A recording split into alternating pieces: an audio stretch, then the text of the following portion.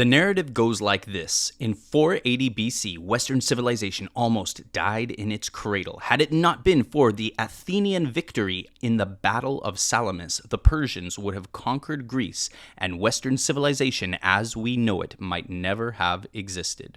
Nowadays, a lot of historians shy away from the idea that a single event like the Battle of Marathon or Salamis, or a single person like Alexander or Napoleon, really have the power to fundamentally alter the course of history. People with this view of history look to the larger environmental, social, and geopolitical context and see forces at play that are larger than any one person or event. Maybe an overwhelming demand for a specific resource leading to inevitable competition and conflict. Maybe environmental or technological factors causing a population boom in one place that leads to an expansion into adjacent territories, or the opposite. A sudden climactic shift that results in a population collapse, creating vacuums that get filled in at a later point. In this view of history, it doesn't matter which individual is leading your army. You could plug in any general to replace Napoleon, and the French people at the turn of the 18th century were still going to expand and take over large swathes of Europe. Maybe they wouldn't have done it so well and so quickly without Napoleon's leadership. Maybe they wouldn't have won quite so many battles or captured quite so many territories, but a similar thing would have still happened. The French still would have expanded and taken over large areas of Europe. If we believe in this perspective, the same would be true of Cyrus the Great, the man who led the Persians in 550 BC to conquer the largest empire the world had ever known at that point.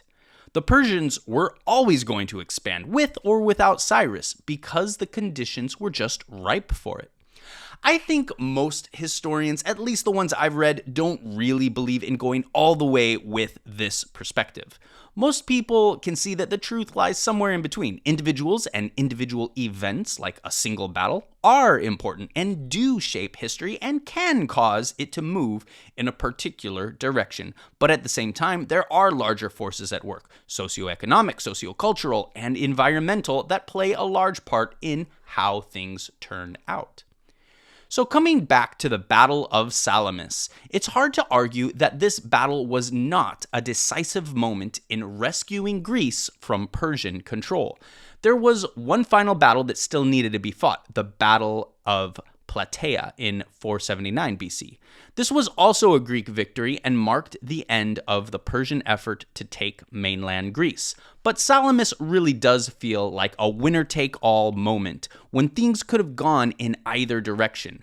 The Persians had just finished sacking Athens. After sacking the city, the Persian king Xerxes ordered it to be burned down. The Acropolis was razed to the ground. However, the king did not yet have full command of the seas around this part of Greece, and he would need it in order to move his troops into more favorable positions if he wished to avoid bottlenecks like the narrow isthmus of Thermopylae, where the Spartans had put up their famous battle of the 300 hoplites. Of course, we know that the Spartans ultimately lost that battle, but it had cost Xerxes dearly.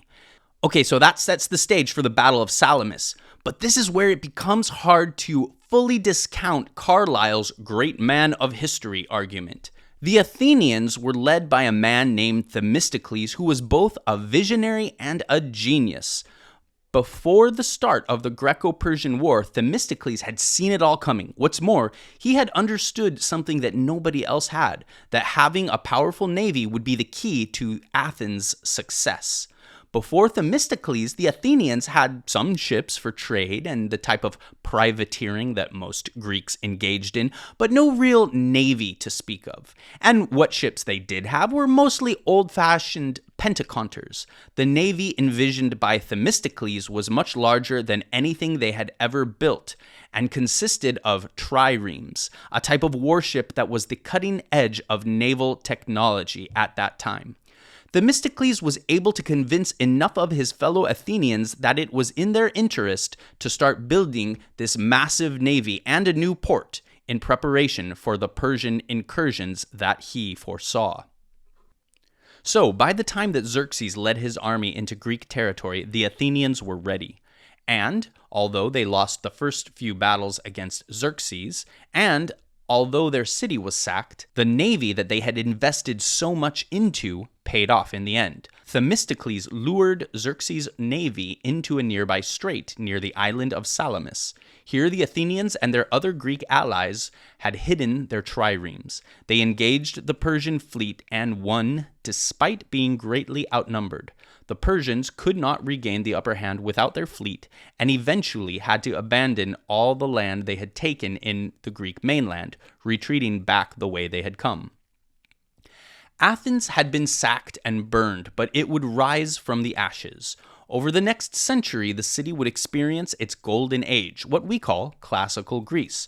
Philosophers like Socrates and Plato, playwrights like Sophocles and Aeschylus, who himself had fought the Persians in the Battle of Marathon. Sculptors like Polykleitos. The new Parthenon on the Acropolis would be built under the leadership of Pericles. It seems to me likely that none of this would have come about if the Athenians had lost at Salamis. Those are the facts as best as we can glean them from the available sources. I suppose you can make of it what you will. If you want to build it up into a narrative involving the divine will of God that Western civilization should come into existence against all odds, well, you can interpret it that way. If you want to see it as a roll of the dice that happened to come up in a favorable way for Athens, followed by another good roll that produced the classical age, well, there you go. 2 strokes of good luck. Stranger things have happened.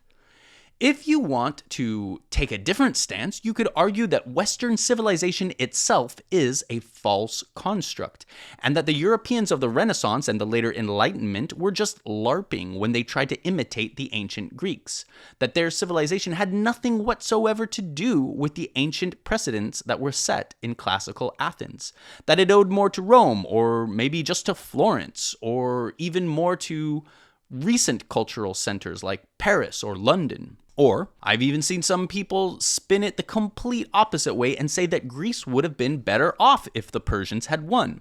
After all, the real Persians were absolutely nothing like the demonic figures depicted in the sensationalized Hollywood blockbuster 300. In reality, the Persians were amongst the most tolerant and enlightened rulers of their day. They asked only marginal tribute and symbolic acts of subservience in order to maintain peace throughout their dominion. They usually let people follow their own native religious customs and did not interfere too much in the internal affairs of the provinces they controlled, oftentimes letting local elite retain positions of power so long as they demonstrated appropriate fealty to the Persian king of kings. This perspective only gains plausibility when you consider what the Greeks did with their hard-won freedom. Rather than uniting into a single political entity, the moment the Persian threat was gone, all the Greek city-states broke down into a state of constant fighting, which had always been their norm.